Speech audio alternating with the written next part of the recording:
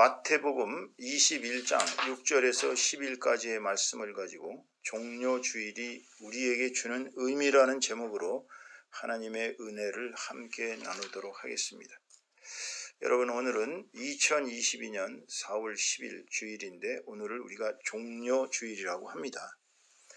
종려주일이란 이 종려나무를 흔들면서 예루살렘에 입성하시는 주님을 환영하였다, 그런 뜻이에요. 자, 맨 앞에 페이지, 우리 오늘 주보의 맨 앞 페이지를 그림을 보시면 예수님께서 이렇게 나귀 새끼를 타고 이렇게 들어오시는데, 예루살렘에 입성하시는데 사람들이 종려나무, 즉 야자수 팜트입니다. 이거를 이렇게 흔들면서 자기의 외투를 거의 웃옷을 벗어서 예수님 가시는 길에 깔고 아이들이 막 이렇게 신이 나서 소리 지르면서 노래를 하면서 갑니다.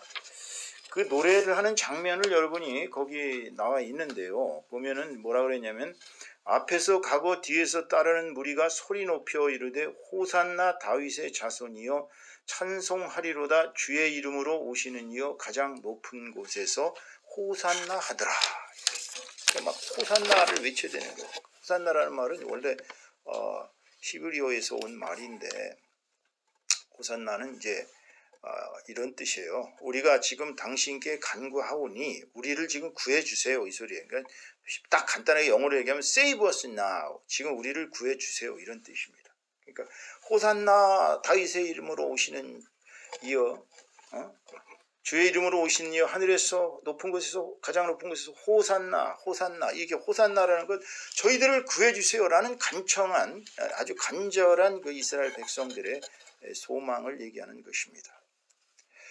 여러분들 알다시피 주님은 이 종려주일 오늘 예루살렘에 입성을 하십니다. 당시에 예루살렘의 인구가 약 20만 명쯤 됐다고 합니다. 그런데 여러분들 알다시피 이스라엘인들은 1년에 3차례씩 하나님이 계시는 성전에 와서 자기의 모습을 드러내야 됩니다. 그래서 성전에서 하나님을 직접 본다 그래갖고 우리가 이제 친견한다고 하죠. 그러니까 1년에 3번이니까 전 지중해 세계에 퍼져 살던 이스라엘 사람들이 다 모여가지고 그렇게 예배를 드려야 합니다. 성전에 와서. 그러다 보니까 엄청나게 많은 인구가 지금 예루살렘에 버글버글하고 있는 상태예요, 사실은. 그래서 예수님이란 분이 이렇게 나귀를 타면서 제자들이 뒤에 따르고, 막 제자들이 뭐 한두 명도 아니지 않습니까? 지금 예수님한테 뭔가 좀 얻어서 치유받고자 하는 사람들, 예수님의 말씀을 듣고 깨달음을 얻고자 하는 사람들, 수만 명이 지금 예수님을 뒤에서 쫓아가고 있습니다. 그러면서 아이들은 앞에서 막 외쳐댑니다. 호산나, 다윗의 이름으로 오시는 이여 호산나, 우리를 구해주세요 주님, 이런 뜻이거든요. 그러면 오늘 종려주일 날 이렇게 과감하게 예루살렘으로 입성을 하시는 주님은 내일부터 시작되는 고난주간에 어떠한 일정을 겪었는지 잠깐 살펴보겠습니다. 월요일 날은요, 예루살렘 성전을 청결하게 하셨습니다. 당시에 예루살렘에 있던 하나님을 모시는 성전을, 예루살렘의 성전을 주님께서 깨끗하게 청결하게 하셨어요. 그 다음에 화요일 날은 성전에서 가르치셨어요. 성전에서 가르치시는데 가르치는 것이 얼마나 놀라운지 대제사장들과 바리새인들이 예수님을 그냥 놔뒀다간 이건 이스라엘 사람들 전부가 예수님을 하나님으로 알고 예수님을 섬기겠다라는 그런 두려움에, 그렇게 되면 로마가 쳐들어와서 자기들의 모든 권력을 빼앗아갈 게 뻔하기 때문에 대제사장들과 바리새인들은 예수님을 이제 죽이려고 눈에 쌍심지를 켜고 이제 방안을 찾습니다. 배신자만 하나 나오면 되는데 제자들 중에 그렇게 이제 가진 노력을 다 기울였습니다. 수요일 날은 여러분 아시는 죽었다가 살아난 나사로의 누이인 막달라 마리아가 예수님의 머리에 향유 한 옥합을 붓습니다. 한 옥합의 향유값이 약 3천만 원 정도, 1년치 노동자들의 임금이라고 그랬죠.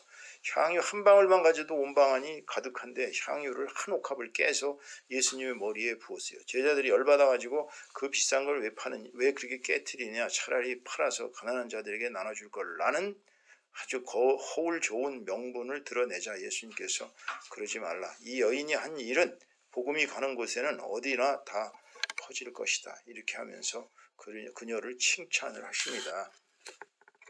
다음 목요일 날은 이제 12 제자들과 마지막 만찬을 가지십니다. 마지막 만찬을 가지시면서 이제 여러분도 알다시피 이제 성만찬을 제정하셨죠. 이 빵은, 이 떡은 내 몸이니 이를 먹으며 나를 기념하라. 그 다음에 또 식후에 다시 또 포도주를 한 잔씩 따라 주시면서 이는 내 피니 이를 먹고 나를 기념하라. 이렇게. 예를 들어서 그 마지막 만찬을 하시고 난 뒤에는 이제 베드로와 야고보와 요한 세 사람을 데리고 완전히 예수님의 이너서클이죠. 그 이너서클 제자들을 데리고 겟세마네 동산이라는 곳에 가셔서 밤새내 기도를 합니다. 처음에 기도를 한참 한대요. 아버님과 세 제자들이 쿨쿨 잠들어 있습니다. 깨어나라. 좀 같이 나를 위해 중보기도 해줄 수 없냐. 난 지금 죽게 생겼는데. 그러면서 다시 두 번째로 가죠. 갔는데 그냥 정말 눈물 땀물 막 콧물 흘리시면서 엄청나게 기도를 하십니다. 그리고 다시 와서 좀 얘들아 좀 일어나서 나를 위해서 중보기도를 좀 해줘라. 그랬는데도 세 명은 그냥 눈꺼풀이 무거워져가지고 그냥 쿨쿨 잠이 들어 있어요. 결국은 예수님은 에휴 뭐 육체는 어쩔 수가 없구나. 마음은 있으되 몸이 안 따라주는구나. 그러면서 마지막으로 가셔서 다시 또 밤새내 기도를 하시는데 땀방울이 핏방울처럼 변해질 정도로 그렇게 간절하게 눈물로 콧물로 하나님께 기도하시고 나서 이제 배신한 제자 갸론 유다가 끌고 온 그러한 대제사장들의 군사들에 의해서 체포되어 가지고 이제 대제사장 안나스에게 끌려가십니다. 그 다음에 안나스는 다시 대제사장 가야바에게 보내고 대제사장 가야바는 다시 예수님을 유다 총독이었던 당시에 로마의 유다 총독이었던 빌라도에게 보내셔서 이제 사형 선고를 받게 하는 것입니다. 그리고 금요일날 드디어 이제 십자가를 지시고 그 험한 골고다 언덕길로 올라가시면서 이제 결국은 십자가에 처형당하셔서 꼭 매달려서 돌아가십니다. 8시간 만에 순교를 하셨죠. 이게 고난주간에 있었던 인류 역사의 가장 참혹한 가장 의로운 하나님의 아들 이 땅에 오신 구세주를 얼마나 인간들이 참혹하게 처치했는지 이건 뭐 마치 영화도 이렇게 아마 멜 깁슨의 그 패션 오브 크라이스트를 보시면 아시겠지만 아마 이렇게 비참한 얘기가 없을 거예요. 어떻게 본다면 가장 인간의 최악의 고난을 당하신 겁니다. 왜냐하면 이 로마 사람들은요 십자가로 처형을 안 합니다. 로마 사람들은 살인자도 십자가에 처형을 안 해요. 정말 반역자 이런 사람들 아니면 십자가 처형을 안 합니다. 그런데 예수님은 십자가형을 통해서 인류 최대의 고난을 받으셨다는 얘기예요.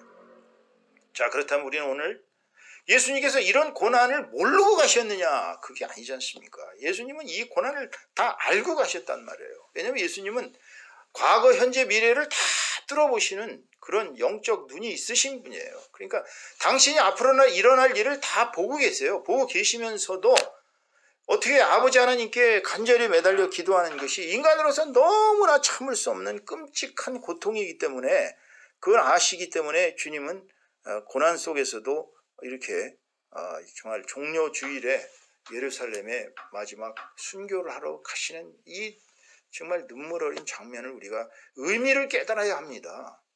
자, 그렇다면 오늘 본문 말씀을 보면은 우리가 무엇을 예수님의 자세에서 배울 수 있을까요? 첫째는 사명을 가감히 받아들이는 도전 정신을 배울 수가 있어요. 자, 주님이 예루살렘에 입성을 하셔서 순교하시고 십자가에 달려 돌아가시고 인류를 구원하시는 것이 하나님이 주신 예수님을 이 땅에 보내신 사명입니다. 그렇다면 그 사명을 받아들여야 되겠습니까? 도망을 가야 되겠습니까? 당시에 예수님은 얼마든지 도망갈 능력이 있으신 분이에요.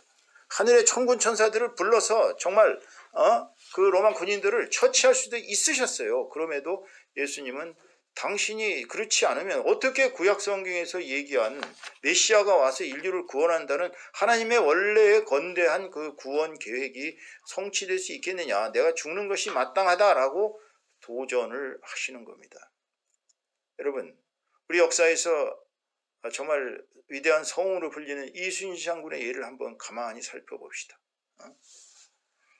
일본군의 간악한 그 꾀에 속아 넘어간 조선 정부의 선조라는 임금은 이순신 장군한테 부산 바다로 쳐들어가서 왜군을 쳐부시라는 말도 안 되는 명령을 내립니다. 이순신 장군은 부산에 가가지고서는 백전백패할 게 뻔합니다. 먼 전라도에서 부산까지 간다는 것도 쉬운 일이 아니지만 이미 요소요소에 왜군들이 다 진을 치고 있기 때문에 그런 전략을 받아들여갖고는 몰살합니다. 그래서 안 갔어요. 안 갔더니 반역했다고 잡아들여가지고 이제 정말 함거에 태워가지고 서울에 의금부로 데려다가 이제 잡아 팹니다. 고문합니다. 막 네가 무슨 똥배짱으로 왕의 명령을 안 듣냐 하면서 막 고문을 합니다. 그렇게 얻어맞고 고문당하고 정말 쫄자로 벼슬도 하나도 없는 쫄병으로 백의종군을 합니다. 백의종군을 하고 결국은 원규는 칠천량 해전에서 우리 배를 몽창 다 수백 척의 배를 다 몰살시키고 완전히 정말 조선 수군은 최초로 일본군과 싸운 중에 최초로 죽잖아요. 없어지잖아요. 완전히. 그래가지고 결국은 칠천량 해전에서 조선 수군은 졸딱 망합니다. 근데 배설이라는 자가 이제 도망갔던 그 배 12척이 겨우 남아있어요. 거기다 또 하나 남아있는 거 가지고 13척의 배로다가 이제 다시 도전을 합니다. 그러자 선조가 얘기하죠. 야, 이제 수군은 끝났으니까 그 배 다 없애버리고 육군으로 합류해라. 그러자 이순신 장군이 장계를 보내지 않습니까? 신에게는 아직도 12척의 배가 남아있습니다. 제가 살아있는 이상은 왜군들이 감히 우리 조선을 업수히 여기지 못할 것입니다 하고 끝까지 싸우겠다는 결의를 보입니다. 조정에서는 에이구 될 대로 되라. 네가 그 12척 갖고 어떻게 330척의 배를 싸우냐. 그냥 쟤 죽으려고 환장했구만 하고서 그냥 내버려 둡니다. 죽든지 말든지. 그렇지만 이순신 장군은 자기 밑에 장수들을 설득하고 백성들을 다 똘똘 뭉치게 해서 드디어 여러분 잘 아시는 최민식이 나오는 그 유명한 영화 조선 영화 중에 1700만이 넘어간 최고의 관객수를 기록한 명량이라는 영화에 나오는 그 명량해전을 펼치죠. 그래서 13척의 배로 외선 330척과 대결을 합니다. 여러분 그 심정을 한번 생각해 보시죠. 나머지 그 장수들이 아무도 이순신 장군을 말을 믿질 않습니다. 어떻게 13척 배로 외선 330척을 무찌르냐 하면서 안 나가려고 그래요. 싸우진 않아요. 그리고 이순신 장군은 혼자서 싸웁니다. 처음에. 보셨잖아요. 막 혼자서 좌충우돌 그 많은 외선들을 무찌르기 시작하니까 외선들이 이제 겁먹기 시작합니다. 이제 승기를 잡았어요. 그러자 뒤에 숨어있던 이순신 장군의 부하 장수들이 일제히 공격을 개시해서 외선 330척이 정말 수십 척이 파손되면서 이네들이 아주 전의를 상실하고 달아납니다. 위대한 세계 해전 사상 이러한 정말 승전이 없어요. 이건 정말 우리 조선의 이순신 장군이야말로 세계 해전의 해군 중에 가장 위대한 장군이고 가장 위대한 성웅이라고 해도 과언이 아니에요.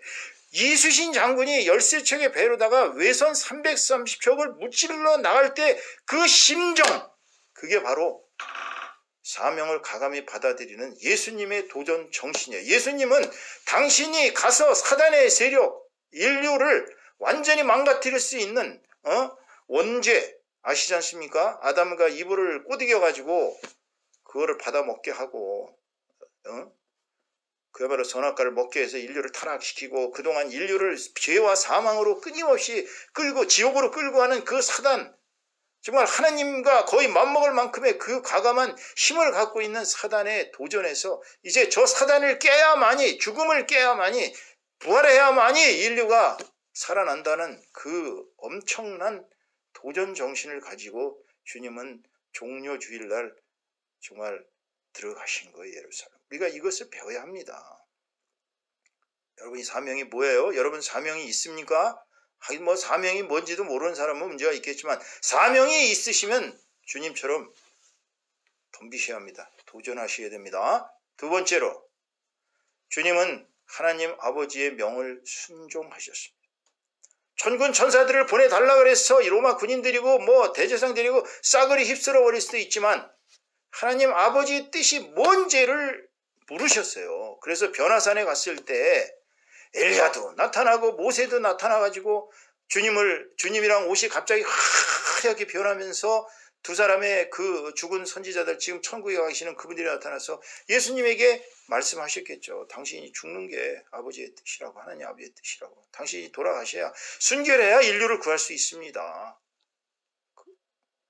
베드로가 깜짝 놀라가지고, 주님 여기다 우리 초막을 져서 한쪽은 엘리야를, 한쪽은 모세를, 우리 한쪽은 또 예수님 사시 우리 여기서 같이 살아요. 이런 황당무계한 소리를 하자 주님이 여기서 본 것을 아무에게도 말하지 말라고 얘기합니다. 나중에 주님이 순교하신 뒤에야, 그때서야 베드로나 사도 요한이나 야고보가 주님이 왜 변화산에서 변화되셨고 왜 모세와 엘리야를 만났는지를 알게 됩니다. 그래서 주님은 겟세마네 동산에 가서 잡히시는 날 밤새내 기도했다고 그랬죠. 그러면서 누가복음 22장 42절의 말씀 보면 이르시되 아버지여 만일 아버지의 뜻이거든 이 잔을 내게서 옮기시옵소서. 그러나 내 원대로 마시옵고 아버지의 원대로 되기를 원하나이다. 결국은 아버지의 명을 순종하셨던 거예요. 예수님한테 배울 거는 바로 순종입니다. 제사보다 소중한 건 순종이라고 사무엘 선지자도 사울 왕에게 얘기하는 장면이 나오지 않습니까? 우리 크리스찬들에게 요구되는 것은 아버지의 명을 순종하는 자세를 가지셔야 됩니다. 아버지께서 나에게 무엇을 원하는가? 나는 아버지의 뜻을 쫓아 살아갑니다. 말로만 하지 마세요. 말로는 나는 아버지의 뜻대로 살아갑니다 라고 얘기하면서 실질적으로 하나도 하지 않는 그런 크리스찬 신자들이 얼마나 많은지 몰라요. 우리는 예수님처럼 이렇게 내 원대로 마우시고 아버지의 뜻대로, 이것이 아버지의 뜻이라면 아버지의 뜻대로 해 주시옵소서. 저는 아버지의 뜻을 따라가겠습니다. 이런 자세로 사시기 바랍니다. 이게 두 번째, 바로 순종이라는 예수님의 순종을 우리가 배워야 되는 의미인 것입니다. 세 번째로, 예수님께서는 그냥 순교당하신 게 아닙니다. 겟세마네 동산에서 땀방울이 핏방울처럼 되면서까지 철저히 기도로 무장하고 떠나셨어요. 누가복음 22장 44절에 보시면 이렇게 나와 있습니다. 예수께서 힘쓰고 애써 더욱 간절히 기도하시니 땀이 땅에 떨어지는 핏방울같이 되더라. 어느 한의사가 이것을 증언을 한 것이 나와 있습니다. 땀이요, 사람이 막 초긴장 상태로 너무나 온몸에 신경을 집중해서 간절히 기도하면요, 땀이 떨어지는데 그 땀방울이 핏방울같이 됩니다. 그것을 우리가 혈한이라고 그래요. 피혈자에 땀방울 한자를 써서 혈안이 나온다는 거예요. 예수님은 그렇게 간절하게 기도를 하고 떠나셨어요. 여러분, 기도 안 하고 무엇을 하시려고 그러지 마십시오. 기도 안 하면 적당히 무엇이 될지를 아지 마세요. 정말 어떤 큰 일을 하거나 어떤 일을 할 때 반드시 철저히 기도로 무장하고 떠나시는 주님의 자세를 배우시기를 바랍니다. 네 번째로는 우리가 주님한테 오늘 뭘 배울 수 있습니까? 주님은 하늘나라의 황태자신 분이셨어요. 태초부터 하나님의 말씀으로 계셨어요. 성육신 돼서 이 땅에 오셨습니다. 성부 아버지 하나님, 성자 하나님 예수 그리스도, 그 다음에 성령 하나님, 세 분이 삼위일체 하나님으로 태초부터 계셨어요. 아니 그러신 양반이 인간의 몸을 입고 이 땅에 오셨는데 지금 예루살렘에 입성하는 건 사실 왕으로 오신 거 아니겠어요? 왕으로 오시는데 로마의 지배자들은 왕으로 온다면 거창하게 호위 군단들을 적어도 한 10,000명, 20,000명의 그냥 백마를 타고 그냥 완전 무장해가지고서 정말 사람들한테 위압감을 주면서 거창하게 나타납니다. 여러분 베너라는 영화 보시면 로마의 황제가 얼마나 높은지 아시죠? 베너가 구한 그 로마의 집정관이 황제를 만나러 올라가는데 계단이 수백 개의 계단을 하나하나 올라가면 하얀 황제가 앉아가지고서 손 한 번 착 흔들면 사람들이 막 아우성을 치죠. 완전 신이에요. 그러니까 로마의 황제들은 지들이 신으로 생각하고 살았습니다. 태양신의 아들이라고. 그런데 주님은 진짜 하나님이세요. 그런데도 그 로마의 지배들처럼 거창하고 요란스럽게 호위병 어마어마하게 데리고 이런 것이 아니라 가장 천불하기 짝이 없는, 가장 볼품없는 나귀 새끼를 타고 오셨다니까요. 이거 뭐 코미가 아닙니까? 이거 완전히 보세요. 완전히 슈퍼스타, 그런 슈퍼스타 없어요. 수만 명이 지금 제자들이 백성들이 호산나면서 쫓아오는데 타고 오신 거는 정말 별 볼 일 없는 나귀 새끼를 타고 오시다. 이게 주님의 가장 겸손한 자세. 주님은 겸손한 자세로 사명을 감당하셨습니다. 뭐 목자들이고 장로들이고 집사들이고 권사들이고 어떤 직분자가 권위를 내세우지 마세요. 자기가 무슨 대단한 걸로 착각하지 마세요. 그건 그냥 봉사라는 거예요. 봉사. 봉사라는 게 뭐예요? 남을 섬기라는 겁니다. 자기가 낮은 자세로 남을 섬길 때에 주님이 그에게 복을 주시는 거지, 거만한 자세로 항상 권위적인 자세로 이렇게 하시면 안 됩니다. 우리는 주님처럼 오늘 하늘나라의 황태자께서 가장 천하기 짝이 없는 나귀 새끼를 타고 오시면서 수많은 사람들을 사랑으로 이렇게 안으시기 위해서 오신 이 자세를 배우셔야 합니다. 마지막으로 오늘 우리는 주님의 종려주일 예루살렘 입성을 통해서 무엇을 배워야 합니까? 군중들이 지금은 수만 명이 난리가 났습니다. 예루살렘은 벌컥 뒤집혔어요. 이제 왕이시여 오소서 이거거든요. 결국은 이제 앉기만 하시면 내가 왕이다 라고 HC 같으면 아마 당장 거기 앉아갖고 나 천신이야 이랬겠죠. 그런데 주님은 그렇게 하지 않으셨어요. 그들의 환호에 속지를 않으셨습니다. 여러분 이거 무서운 함정입니다. 군중들이 뭐 지금 호산나고 나를 막 이런다 그래서 그 환호에 속으시면 안 돼요. 우리 목사님들이 제일 위험한 게 언제인 줄 아십니까? 성도들이 한 100명쯤 되기 시작하면서부터 이제 위험해지기 시작한다고 합니다. 그래서 한 1000명쯤 되면 그때부터는 이제 자신들이 무슨 커다란 제후나 되는 줄로 착각을 합니다.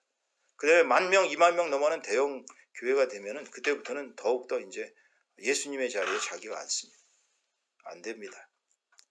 가장 낮은 자세로 그렇게 살아가셔야 합니다. 그러기 위해서는 군중들의 환호에 속아서는 안 돼요. 그 유명한 예가 있지 않습니까? 빌리 그레이엄이라고 저희 고등코넬 신학교를 세우신 미국의 세계 최대의 복음 전도자이십니다. 그 아들 지금 프랭클린 그레이엄이 지금 저희 학교 이사장을 맡고 계시는데 이분은 역대 대통령들의 한마디로 영적 지도자였어요. 대통령들이 그분한테 기도를 받기 원하고 그분한테 묻기를 원하고 자문을 받기를 원합니다. 근데 그들이 또 한편으로는 그런 얘기들을 합니다.